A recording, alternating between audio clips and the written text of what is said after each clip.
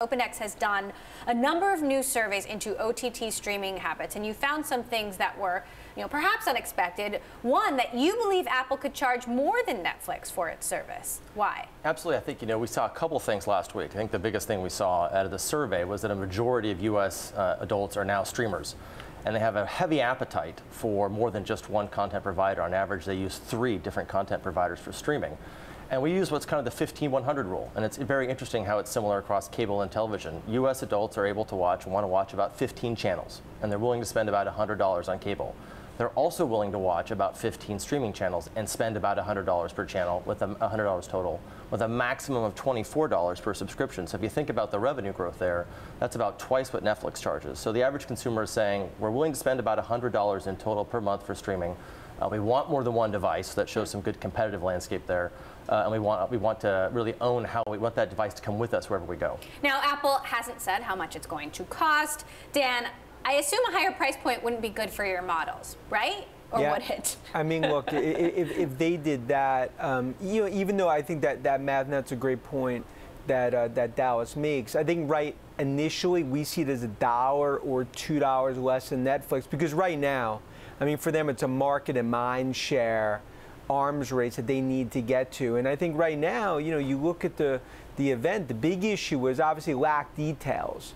But it comes down to it's really them building themselves more of a distribution platform than at least original content, which they're spending $1 billion a year. Relative to the $20 billion that Netflix, Disney, and Amazon are spending, it's a rounding error. So that's why right now this is going to be an Everest-like climb for Apple on content streaming. But we do believe that a large content acquisition is something that will finally happen at Apple in 2019. But Apple rarely makes big acquisitions. What content acquisition, what kind of acquisition are you looking at? I mean, look, the clock struck 12, in our opinion, for them. I mean, obviously beats the last one that they made in terms of M&A, $3 billion, 2014. We look at Sony Pictures, Lionsgate, MGM.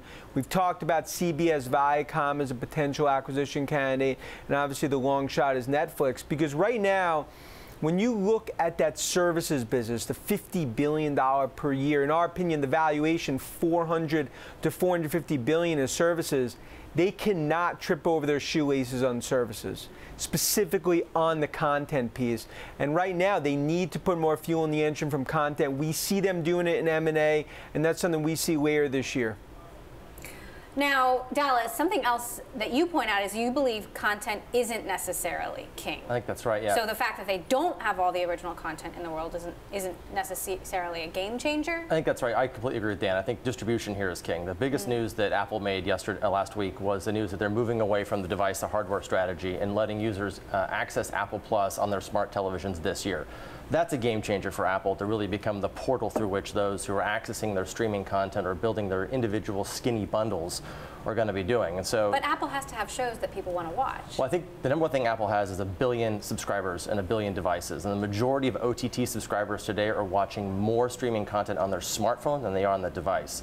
As far as content goes, actually, Netflix doesn't have a single top 10 show. When we polled U.S. consumers, not a single Netflix, Amazon, or Hulu show ranks as a top 10. The number 1 show on Netflix, based on consumers, is Friends, for which they paid $100 million for this year.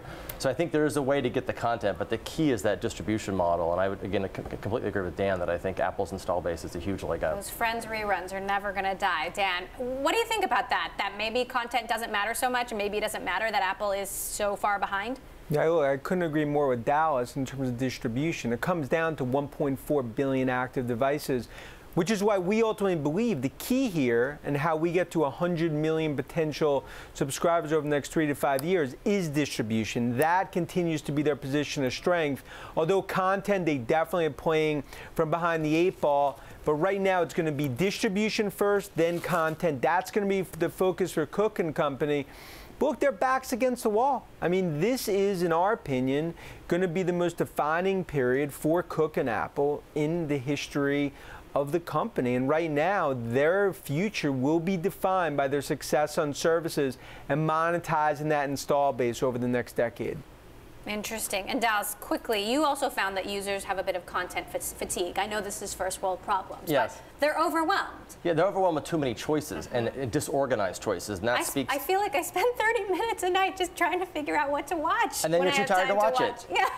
And I think that's what Apple does really well. They organize content in a way that's really user-friendly, and that's what they said in their announcement last week. That was a real key of this effort, was to make sure all the content you want, whatever skinny bundle you want, if you want HBO Now or whatever, in that one segment, you have it wrapped up.